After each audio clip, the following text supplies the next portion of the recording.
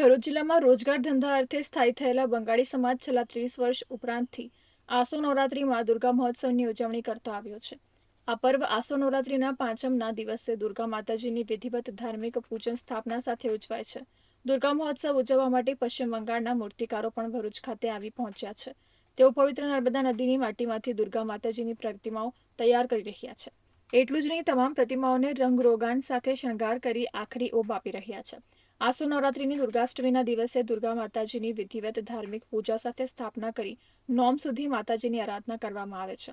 બંગાળી કારીગરોએ જણાવ્યું હતું કે માટીની પ્રતિમાઓનું નર્મદા નદીમાં વિસર્જન કરવાથી ગણતરીની મિનિટોમાં પ્રતિમા ઓગળી જશે અને પ્રતિમાઓના વિસર્જનથી नर्मदा नदी में कोई पण जातનું प्रदूषण થતું નથી। भरूच में आया मूर्ति बनाने के लिए। अभी जो काम चालू है नवदुर्गा का 4 मूर्ति ऑर्डर मिला है और अम्बे माता का 3-4 मिला है।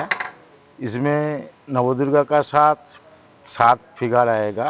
लक्ष्मी माता, सरस्वती माता, गणेश जी और कार्तिक, दुर्गा माता, शेर और राक्षस मिला के 7 फिगर में एक साथ होगा फैमिली का। वो दुर्गा माता में आएगा। वो दुर्गा माता जो मूर्ति बनेगा यहाँ वो पूरा मिट्टी का ही बनेगा। आप नदी में डालेगा तो एक दिन में पूरा बिगड़ जाएगा।